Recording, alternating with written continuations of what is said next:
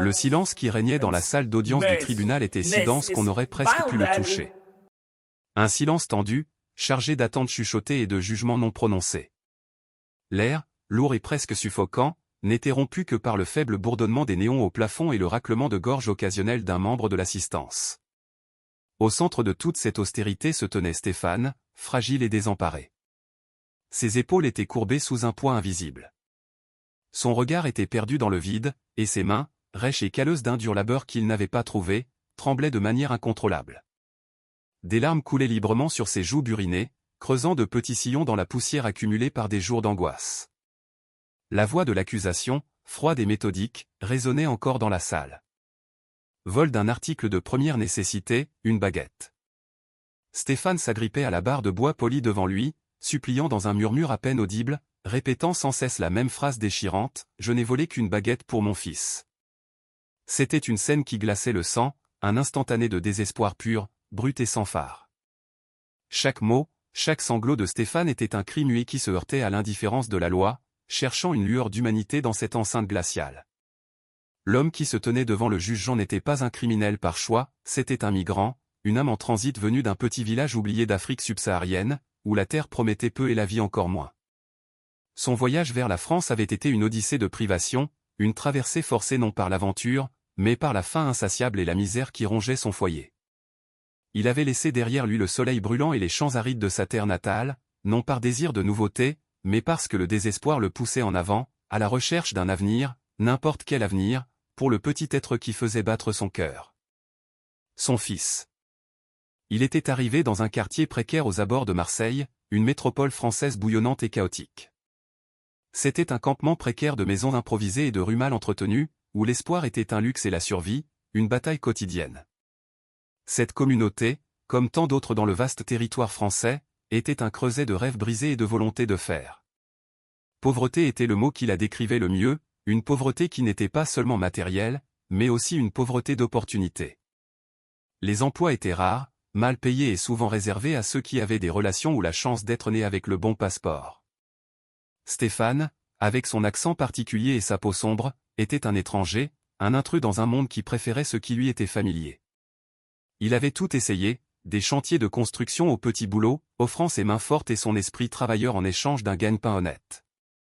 Mais les portes se fermaient les unes après les autres, non par manque de compétences, mais à cause des préjugés et de la dure réalité d'une société qui regardait souvent avec méfiance celui qui venait d'ailleurs.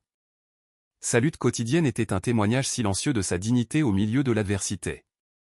Chaque matin, il se levait avec le soleil, avec la promesse d'essayer à nouveau, poussé par l'amour immense qu'il ressentait pour son fils, un amour qui était son unique trésor et son moteur inépuisable.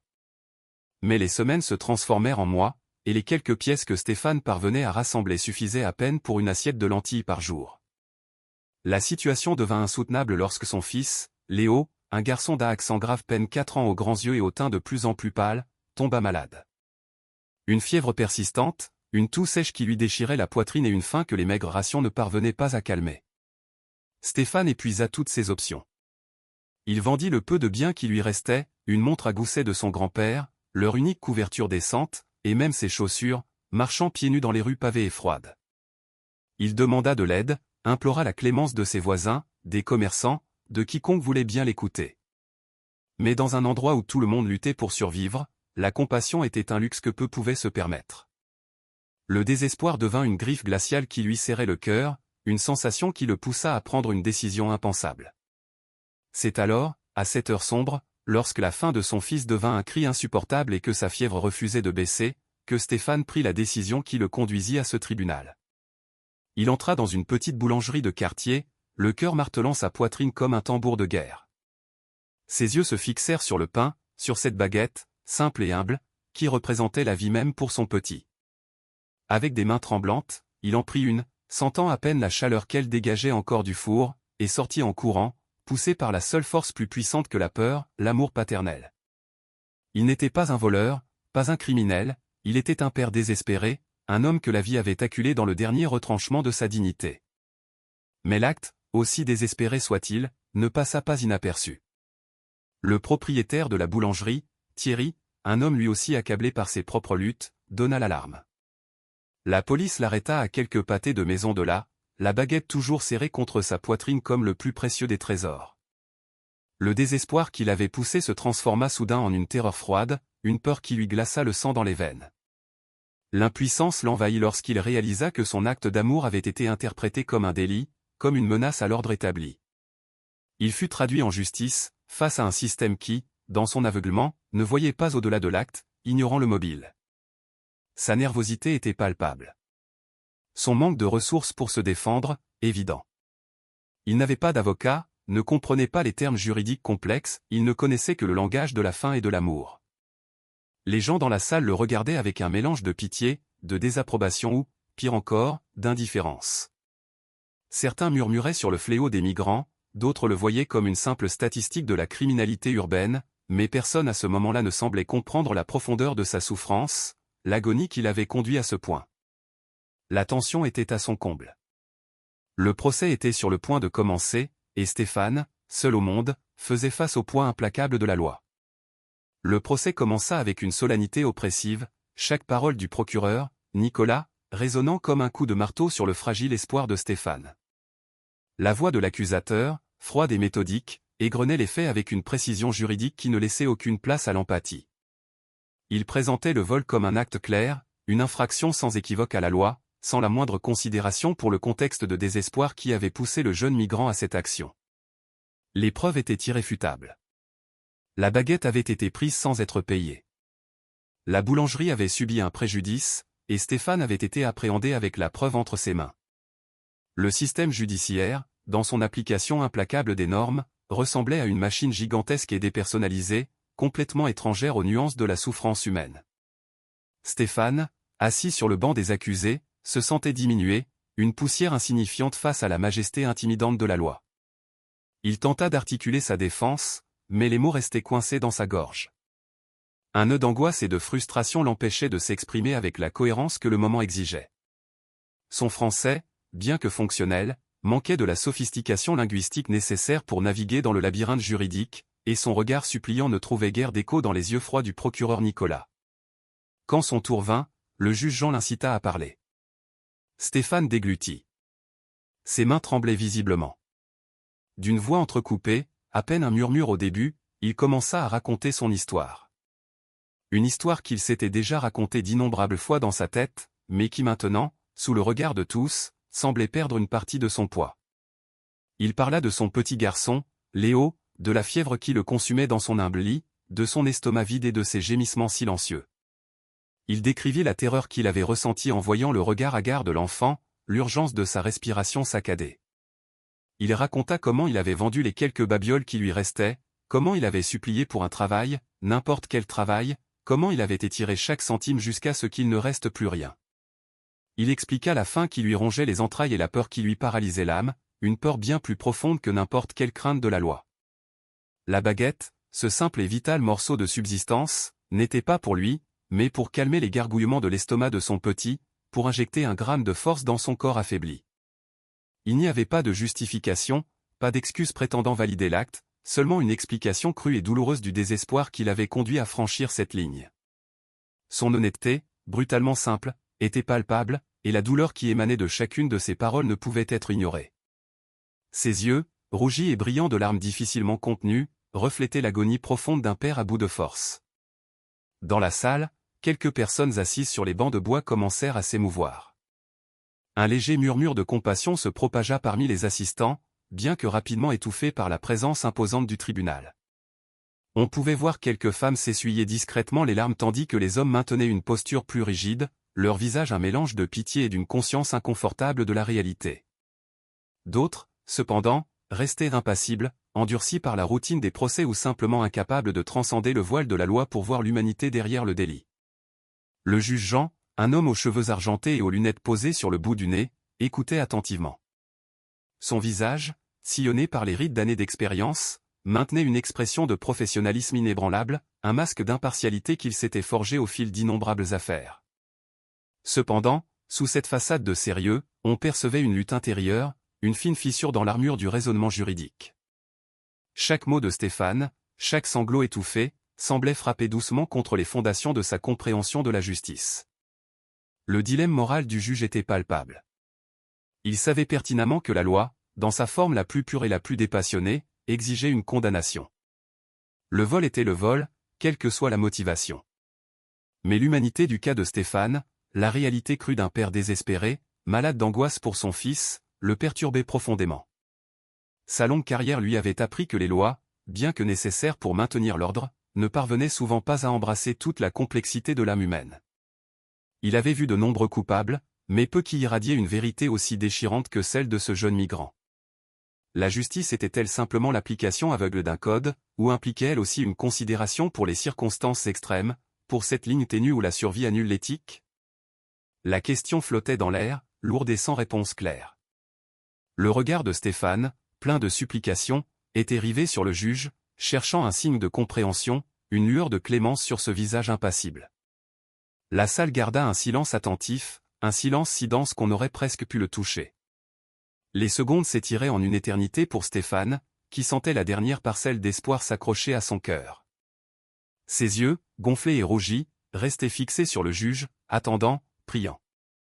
Les larmes n'étaient plus contenues. Elles glissaient sur ses joues, silencieuses et amères.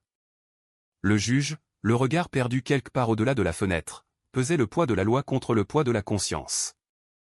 Ses doigts tapotaient doucement la surface en bois de son estrade, un rythme à peine perceptible qui dénotait sa profonde délibération intérieure. La tension dans l'atmosphère était presque insupportable. Chaque respiration collective semblait amplifiée. Le destin de Stéphane, et peut-être un fragment de la crédibilité de la justice elle-même, était sur le point d'être décidé. Finalement, le juge haussa les épaules, se redressa, s'éclaircit la gorge, un signe sans équivoque qu'il était prêt à rendre son jugement. La salle entière se tut, retenant son souffle. La main du juge se déplaça lentement vers le maillet. L'atmosphère était d'une attente maximale. Le juge était sur le point de prononcer la sentence. L'air dans la salle d'audience était devenu dense, presque irrespirable, et le destin de Stéphane ne tenait plus qu'à un fil. Sa voix s'éclaircit, un son qui résonna avec la froideur de l'imminente résolution légale. Stéphane ferma les yeux, se préparant au pire, le souvenir du visage affamé de son fils lui brûlant la mémoire. Les mots du procureur, qui exigeait la peine maximale, résonnaient encore douloureusement à ses oreilles. Mais juste à l'instant où le juge ouvrit la bouche pour dicter son verdict, une interruption inattendue rompit le silence oppressant.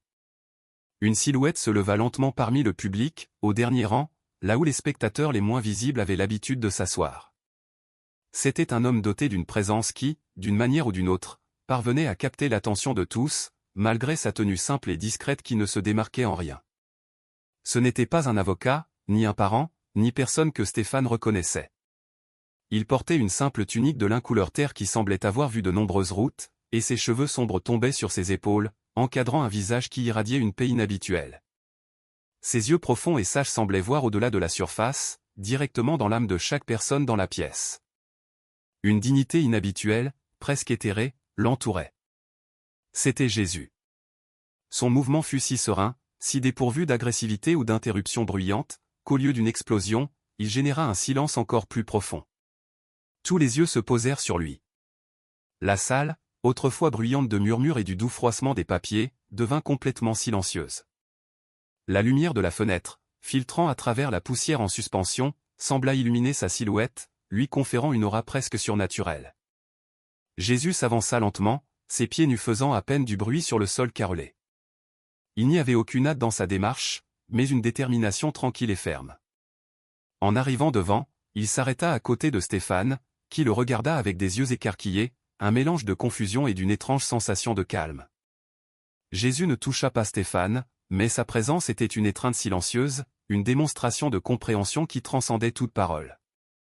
Il n'y avait dans son regard pas la moindre trace de condamnation, seulement une profonde empathie qui fit que le cœur brisé de Stéphane se sentit, pour la première fois depuis longtemps, un peu moins seul. Puis, avec une légère inclination de la tête, il s'adressa au juge. Ce n'était pas une exigence, mais une demande humble, mais chargée d'autorité morale. Puis-je avoir la permission de parler, monsieur le juge? Le juge Jean, un homme habitué à maintenir l'ordre et la solennité dans sa cour, était visiblement déconcerté par l'interruption. Jamais auparavant il n'avait assisté à une telle chose. Cependant, il ne put s'empêcher d'être intrigué par le calme imperturbable de cet étranger. Un instinct au-delà de la loi lui dit qu'il devait écouter. Il hocha lentement la tête, son visage montrant un mélange de surprise et une curieuse ouverture. Jésus commença alors à parler, et sa voix, bien que douce, remplit chaque recoin de la salle, non par son volume, mais par une clarté résonnante qui semblait toucher l'âme de ceux qui l'écoutaient. Il n'accusa pas, ne réprimanda pas. Au lieu de cela, il parla de compassion, de miséricorde et de la véritable justice. La loi des hommes, commença-t-il, est nécessaire pour maintenir l'ordre, mais parfois, dans sa rigidité, elle oublie le cœur de l'homme.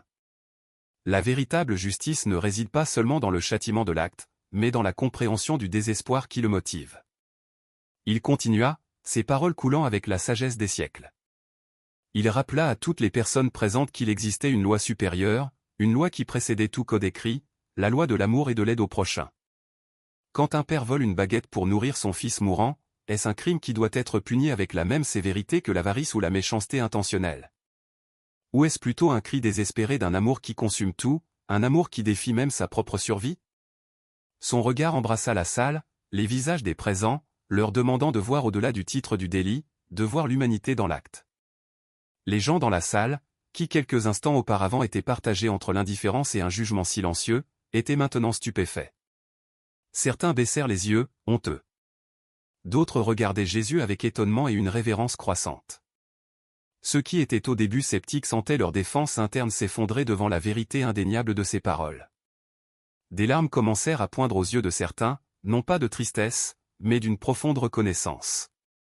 Le procureur Nicolas, qui avait argumenté avec tant de véhémence contre Stéphane, resta debout, immobile, le visage pâle et une expression de profonde réflexion, comme si les mots de Jésus démantelaient les fondations de toute sa carrière.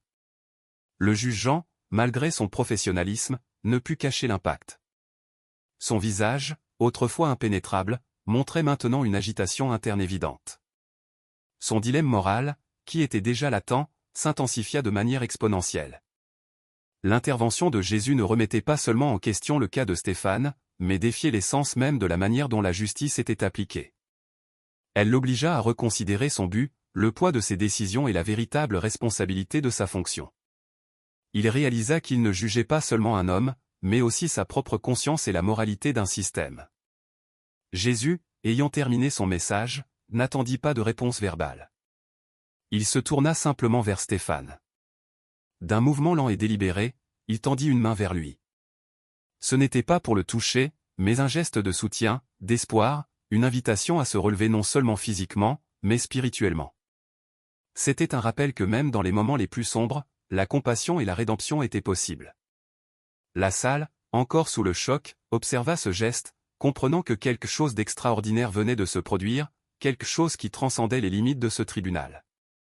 Le destin de Stéphane, et peut-être celui de tous les présents, avait pris un tournant inattendu.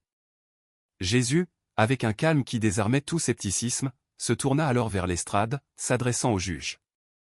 Il ne le fit pas avec reproche ni sur le ton de celui qui donne des leçons, mais avec la déférence de celui qui comprend le fardeau de l'autorité et en même temps le poids de la responsabilité morale. Sa voix, douce mais emplie d'une résonance qui remplissait chaque recoin de la salle, ne critiqua pas le système juridique, mais fit directement appel à la conscience du magistrat.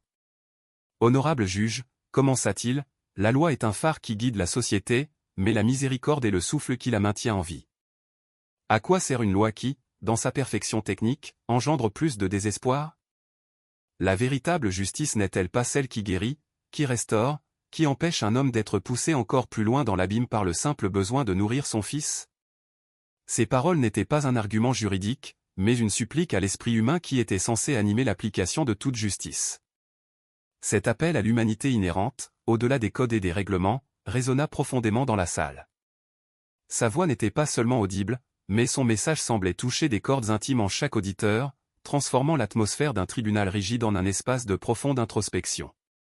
Les gens qui quelques instants auparavant étaient restés de simples observateurs passifs ou, dans le pire des cas, de simples spectateurs d'un drame étranger, se sentaient maintenant partie intégrante de la situation.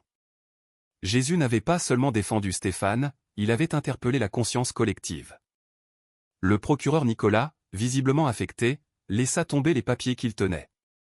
Son visage, autrefois sévère et concentré sur l'application stricte de la loi, s'était transfiguré. Les paroles de Jésus n'avaient pas seulement remis en question la validité de son accusation dans ce cas particulier, mais avait semé une graine de doute sur la moralité de toute sa carrière. Il se souvint d'affaires passées, de condamnations obtenues qui n'avaient peut-être pas tenu compte du contexte humain, du désespoir sous-jacent. C'était comme si un miroir s'était dressé devant lui, reflétant des vérités inconfortables qu'il avait préféré ignorer pendant des années. Une procession de visages, d'histoires qu'il avait classées comme de simples dossiers, défila devant ses yeux, et avec eux un sentiment de malaise, non pas pour avoir fait son travail, mais pour la possibilité de l'avoir fait sans la compassion qui lui était maintenant exposée comme une vertu suprême. Alors, quelque chose d'extraordinaire commença à se produire.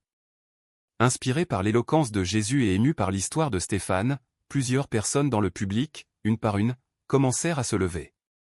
Une femme âgée, les larmes aux yeux, offrit un sac de provisions de sa petite épicerie. Un jeune homme visiblement ému leva la main et, d'une voix tremblante, dit qu'il avait une petite entreprise de construction et qu'il pourrait donner du travail à Stéphane. Un autre homme, qui s'identifia comme un avocat à la retraite, proposa de lui fournir un soutien juridique bénévole, non seulement pour son cas actuel, mais pour tout besoin futur, garantissant que Stéphane n'aurait plus à faire face à de telles adversités sans défense. Les gestes se multiplièrent. D'autres offrirent des vêtements pour l'enfant, de l'aide pour trouver un logement, et même un petit groupe de mères proposa de s'occuper du fils de Stéphane pendant qu'il travaillait. La salle, autrefois plongée dans un silence tendu, était maintenant remplie d'un murmure de solidarité et d'offres d'aide qui jaillissaient spontanément de cœurs émus. Stéphane, qui était resté assis à essayer de traiter la magnitude de l'intervention de Jésus, ne put contenir son émotion. Les larmes qui avaient été auparavant de détresse et de désespoir étaient maintenant d'un soulagement écrasant, d'une gratitude si profonde qu'elle lui serrait la poitrine. Son corps tremblait en réalisant qu'il n'était pas seul, que la compassion existait encore dans le monde. Il regarda les visages de ces personnes, dont beaucoup étaient de parfaits inconnus, et ne pouvait croire à la bonté qu'ils lui offraient. C'était comme si le voile de sa souffrance s'était levé, révélant un horizon d'espoir qu'il n'aurait jamais imaginé possible. La voix de Jésus n'avait pas seulement parlé de justice divine, mais avait éveillé la justice intrinsèque et la bonté dans les cœurs des présents. Le juge, observant cette vague d'humanité, sentit ses propres fondations trembler. La loi, dans sa froide objectivité, ne prévoyait pas de telles interventions, qu'elles soient divines ou humaines. Il avait besoin de temps pour traiter ce dont il avait été témoin. D'une voix qui dénotait une profonde réflexion, presque une supplique, il demanda une suspension de séance. L'audience est suspendue pour délibération, annonça-t-il, son regard fixé un instant de plus sur Jésus, puis sur Stéphane, et enfin sur le public. Son visage, sillonné par l'âge et l'expérience, montrait maintenant un mélange de surprise, d'humilité et d'une profonde contemplation qui allait au-delà de la simple décision juridique. Il se leva et se retira dans ses appartements, laissant derrière lui une salle qui bruissait d'un murmure croissant. Les gens ne cessaient de parler, non seulement ils discutaient de l'apparition extraordinaire et des implications des paroles de Jésus, mais ils partageaient aussi maintenant leurs propres émotions et leur soudaine volonté d'aider Stéphane. L'intervention avait transcendé le cas individuel, devenant un catalyseur pour une réflexion collective sur la nature même de la justice et de la compassion. Le destin de Stéphane, qui semblait scellé, était devenu incertain de la manière la plus inattendue et la plus pleine d'espoir possible. La main tendue de Jésus resta un instant, un phare de lumière dans la pénombre du banc des accusés avant que le juge, toujours visiblement affecté par l'intervention, n'annonce la nécessité d'une suspension. Sa voix, bien que professionnelle, ne put cacher la lutte interne qui se livrait dans son esprit. Il se leva lourdement de sa chaise, le regard perdu au loin, et se retira dans son bureau, laissant derrière lui un silence chargé d'attente et un murmure croissant qui allait bientôt remplir la salle. Dans la solitude de son bureau, le juge se permit un long soupir. Les paroles de Jésus résonnaient dans chaque fibre de son être, interpellant des décennies de jurisprudence et de précédents. Il avait consacré sa vie à la loi, à l'impartialité, à l'application stricte de chaque article et paragraphe. Cependant, la voix sereine et les vérités simples de cet homme dans la salle avaient mis à nu la complexité de sa propre fonction, lui rappelant que la justice n'était pas seulement un ensemble de règles, mais un équilibre délicat entre la raison et le cœur. La vérité était qu'au fond de lui, il avait toujours ressenti une pointe d'inconfort face à la rigidité du système, une sensation que parfois la loi, en tentant d'être juste pour tous, finissait par être injuste pour l'individu. Le cas de Stéphane était la personnification de ce paradoxe. Le juge médita sur les implications d'une condamnation. Que accomplirait-on en enfermant un homme désespéré qui avait volé par amour pour son fils? La société ne serait pas plus sûre, la faim ne disparaîtrait pas, et un enfant perdrait son père, perpétuant un cycle de misère. Les paroles de Jésus sur la miséricorde, la compassion et la loi supérieure lui avaient rappelé les valeurs humaines fondamentales qui, dans la routine quotidienne des tribunaux, se perdaient souvent sous le poids des dossiers et des technicismes juridiques. Il comprenait qu'une condamnation ne résoudrait pas la racine du problème de Stéphane, elle ne ferait que l'aggraver, laissant une cicatrice indélébile dans l'âme d'un homme qui, en substance, ne cherchait qu'à protéger sa famille. Son dilemme moral pesait sur lui, lourd et pressant. Devait-il appliquer la loi avec sa rigueur froide et immuable? Ou devait-il chercher une forme de justice qui honorerait à la fois l'esprit de la loi et l'humanité indéniable de la situation de Stéphane? Pendant que le juge luttait avec sa conscience, Jésus n'avait pas quitté la salle. Au lieu de cela, avec un calme étonnant, il se mêla à la foule. Il ne prêcha pas à grands cris, ne chercha pas à être au centre de l'attention. Au contraire, avec son aura de paix et de compréhension, il s'approcha de ceux qui, visiblement émus, cherchaient des réponses ou simplement du réconfort. Il parla à voix basse, sur un ton qui invitait à la confiance, offrant des paroles de sagesse qui semblaient pénétrer profondément les cœurs. Chaque conversation était une graine d'espoir, un rappel que la bonté existait encore, même dans les coins les plus inattendus. L'atmosphère dans la salle s'était radicalement transformée. La peur, l'indifférence et le jugement aveugle qui avaient prévalu au début du procès s'étaient dissipés, remplacés par une vague surprenante d'empathie. Les paroles de Jésus, ainsi que l'honnêteté crue de Stéphane, avaient accompli quelque chose d'extraordinaire. Elles avaient ouvert les cœurs des présents. Les gens, qui s'étaient auparavant contentés d'être de simples spectateurs, se sentaient maintenant partie prenante de quelque chose de plus grand. Ils commencèrent spontanément à s'organiser pour aider Stéphane et son fils. On entendait des chuchotements sur la collecte de nourriture, la recherche d'un médecin et même l'offre d'un travail honnête. La compassion était contagieuse, et l'effet domino se propageait dans chaque recoin de la salle, révélant la capacité latente de l'humanité à la solidarité. Stéphane, toujours assis sur le banc des accusés, observait tout cela avec un mélange d'étonnement et d'un espoir renouvelé qu'il n'osait pas nommer entièrement. Les larmes, qui avaient été auparavant de désespoir, étaient maintenant d'une incrédulité reconnaissante. Il ne pouvait pas tout à fait assimiler ce qui se passait. La froideur du système s'était fracturée, et à travers cette fissure, une lumière inattendue commençait à filtrer. Il sentait que quelque chose de miraculeux s'était produit, un retournement de situation si improbable qu'il semblait sorti d'un rêve. Chaque geste d'aide, chaque regard de compassion était un baume pour son âme blessée. Finalement, après ce qui parut une éternité, la porte du bureau du juge s'ouvrit à nouveau. Tous les regards se tournèrent vers elle. Le juge entra de nouveau dans la salle. Son expression était différente. Ce n'était plus celle d'un homme tourmenté par un dilemme, mais celle de quelqu'un qui avait trouvé une résolution, une paix intérieure. Il y avait une sérénité et une détermination dans son port qu'il ne possédait pas auparavant. L'attente dans la salle était palpable, un nœud serré de nervosité et d'optimisme. Un silence absolu s'abattit sur les présents lorsque le juge s'assit à son estrade. Il s'éclaircit la gorge. Son regard parcourut la salle une dernière fois, puis, d'une voix qui, bien que grave, contenait une chaleur inhabituelle, il se prépara à annoncer sa décision finale, une décision qui, sans aucun doute, changerait la vie de Stéphane pour toujours. Le juge, les yeux toujours fixés sur l'endroit où Jésus s'était tenu, laissa échapper un profond soupir avant de se tourner vers la salle. Sa voix, qui avait été tendue et distante avant la suspension et l'intervention inattendue, résonnait maintenant d'une chaleur inhabituelle, tout en conservant la fermeté que sa position exigeait. Chaque mot fut prononcé avec une délibération palpable, comme s'il pesait non seulement le poids de la loi, mais aussi celui de l'humanité. « Monsieur Stéphane », commença-t-il, et le migrant leva la tête, s'attendant à l'inévitable. « Ce tribunal vous déclare coupable du délit de vol, conformément au code pénal de cet État. » Un murmure de déception parcourut la salle. L'espoir que l'intervention de Jésus avait allumé sembla s'éteindre un instant. Stéphane sentit un frisson parcourir son dos, se préparant au pire, sentant le goût amer de la défaite.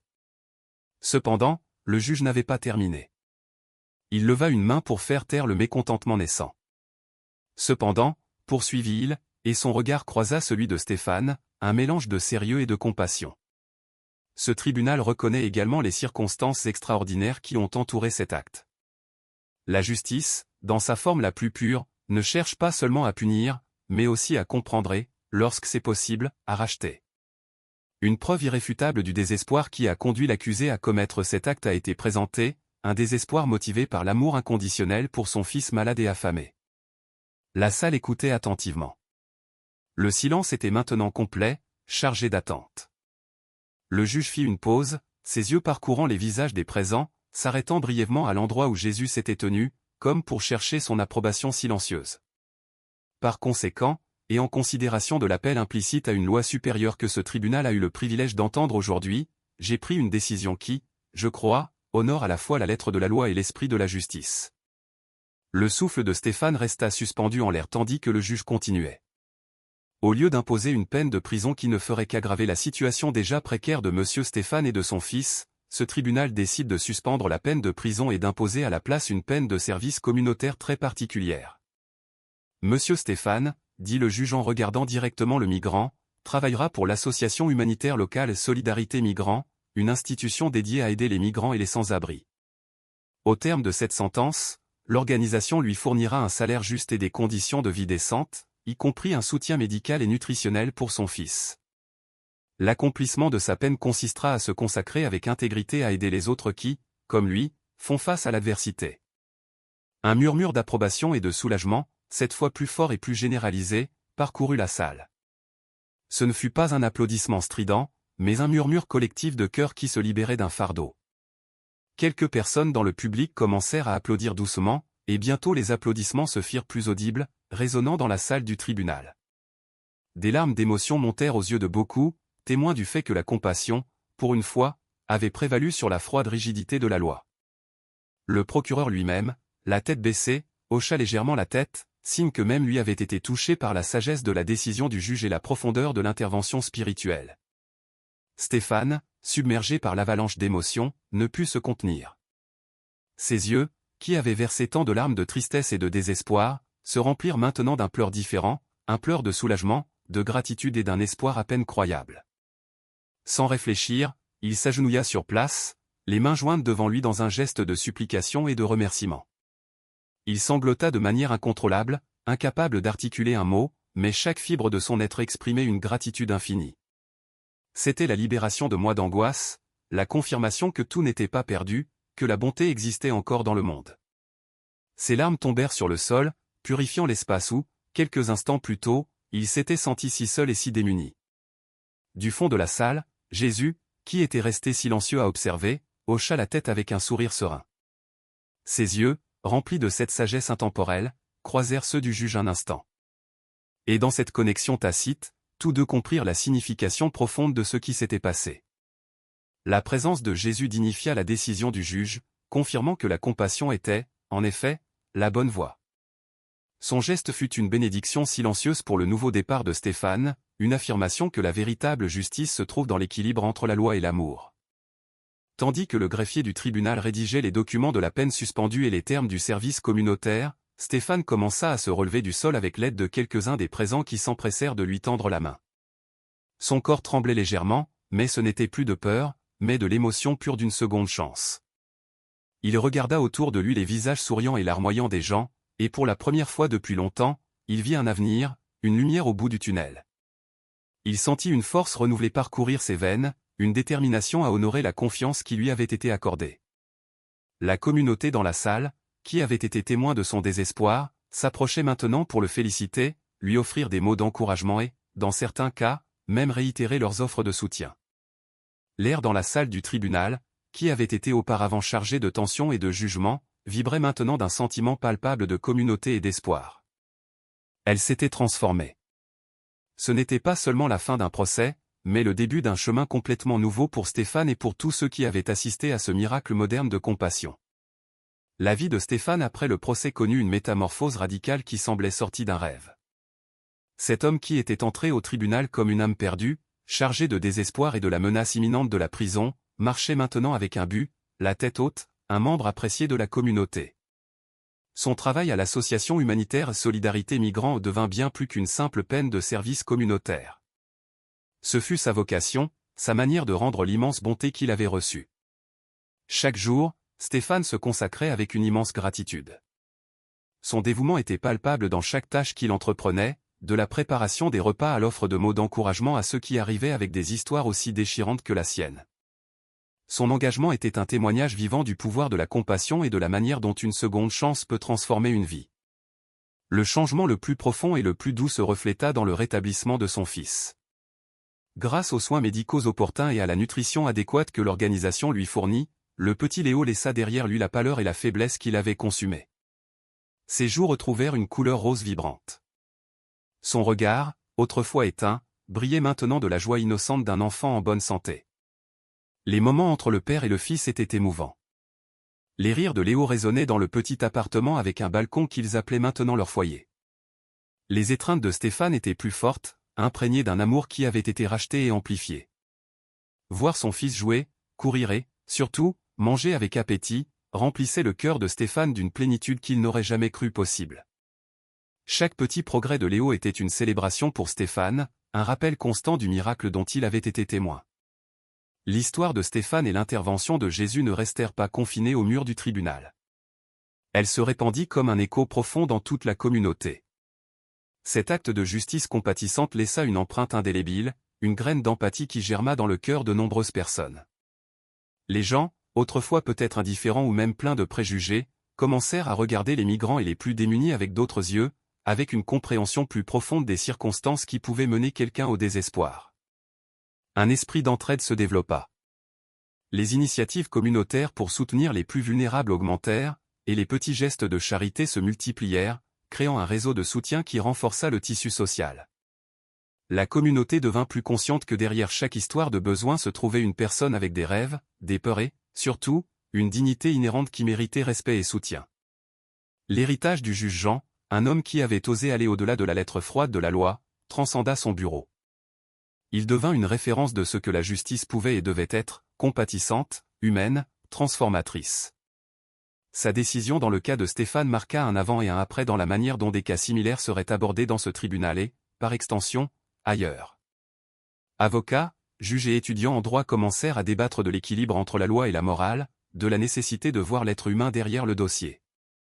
La sentence compatissante de Stéphane ne fut pas un simple cas isolé, mais un phare qui éclaira un chemin plus humain pour l'administration de la justice, démontrant que la véritable justice ne se contente pas de punir, mais qu'elle réhabilite et restaure également.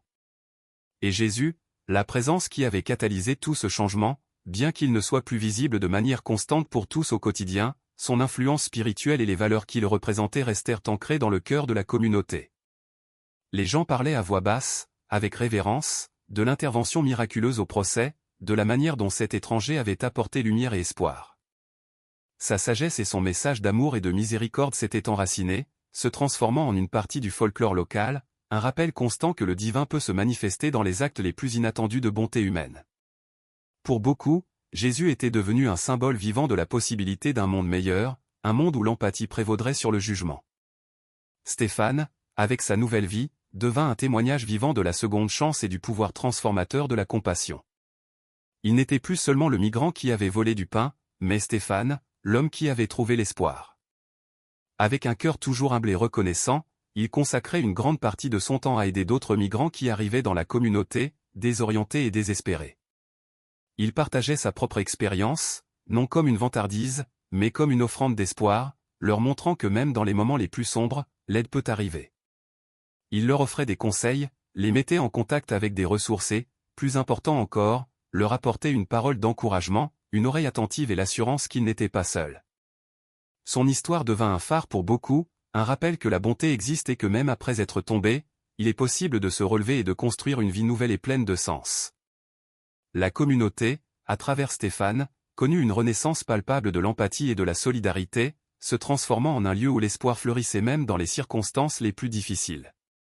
Stéphane tenait la petite main de son fils, sentant la chaleur et la vitalité qui émanaient de ce petit corps qui débordait maintenant de santé. Il observa l'enfant rire en jouant avec un papillon sur le petit balcon de l'appartement qu'ils appelaient maintenant leur foyer, un lieu sûr et rempli de la lumière du soleil. C'était un monde à des années-lumière du désespoir qui avait autrefois consumé son existence, des nuits froides et de la faim qui transperçaient l'âme. Il avait trouvé un foyer, non seulement un toit et des murs, mais un sentiment d'appartenance à une communauté qui l'avait accueilli. Il avait trouvé un moyen de contribuer, de rendre la bonté qui lui avait été accordée, en travaillant sans relâche à l'association, aidant les autres qui, comme lui, cherchaient une seconde chance. Souvent, à la fin de longues journées de travail ou dans les soirées tranquilles, pendant que son fils dormait, Stéphane s'asseyait sur le seuil, contemplant le ciel étoilé. Ses pensées dérivaient invariablement vers ce jour au tribunal, ce moment qui avait bifurqué sa vie en un avant et un après. Il se souvenait avec une clarté étonnante de la silhouette sereine de Jésus, de sa voix calme mais puissante, de ses yeux pleins d'une sagesse ancestrale qui semblait pénétrer jusqu'à l'âme. Son intervention avait été un tourbillon de grâce au milieu de la tempête de son désespoir, une manifestation tangible que la bonté et la miséricorde n'étaient pas de simples mots, mais des forces vives capables de transformer les destins. Stéphane comprit au-delà de tout doute que la véritable justice ne se limitait pas à la lettre froide de la loi, mais qu'elle naissait de la compassion, de la reconnaissance de l'humanité partagée. C'est cet acte de bonté désintéressée qui lui avait ouvert les portes d'une nouvelle vie, qui avait sauvé son fils et, en fin de compte, l'avait sauvé lui-même. L'histoire de Stéphane, celle du migrant qui vola une baguette par amour pour son fils, et de l'intervention miraculeuse au tribunal, devint une légende locale. Elle se racontait de bouche à oreille, parfois avec un voile de mysticisme, d'autres avec la réalité crue du désespoir auquel il avait été confronté. Les détails étaient parfois enjolivés, mais l'essence restait intacte, la preuve qu'un seul acte de compassion pouvait tout changer. Elle inspirait les gens à être plus aimables, à regarder au-delà des apparences et des étiquettes, à voir la douleur humaine derrière les actions désespérées. Les enfants de la communauté grandissaient en écoutant l'histoire, apprenant la valeur de l'empathie et de la solidarité dès leur plus jeune âge. La France, à travers cette expérience dans une petite salle de tribunal, avait montré au monde, ou du moins à cette partie du monde qui en avait été témoin, qu'elle était capable de faire preuve d'une profonde humanité, même dans les circonstances les plus difficiles et sous la pression des lois sur l'immigration et des besoins sociaux. Le pays, avec son histoire complexe d'accueil et de défis, avait abrité un miracle de miséricorde, un rappel qu'au cœur de son peuple nichait une immense capacité à la solidarité. L'histoire se termine sur une image attachante. Stéphane, main dans la main avec son fils, se promène dans le marché de village. L'enfant désigne avec enthousiasme les couleurs des fruits, son rire résonnant dans l'air. Stéphane sourit, une lueur de paix dans les yeux. Il n'est plus l'homme au bord du gouffre, mais un pilier de sa communauté. Un témoignage vivant de la résilience humaine et du pouvoir rédempteur de la bonté. Sa vie est une ode à l'espoir, à la compassion, et à la manière dont un seul acte, poussé par l'amour le plus pur, peut transformer des vies individuelles et des communautés entières. Il n'a pas seulement su ce que c'était que de recevoir une seconde chance, il est devenu le phare pour que d'autres la trouvent. La baguette qu'il avait un jour volée par nécessité était devenue le ferment d'une vie pleine, partagée et pleine de sens. L'histoire de Stéphane, ainsi, nous invite tous à réfléchir sur l'importance de l'empathie et de la miséricorde dans nos propres vies, nous rappelant que chaque jour offre des opportunités d'étendre une main secourable, de juger moins et de comprendre plus.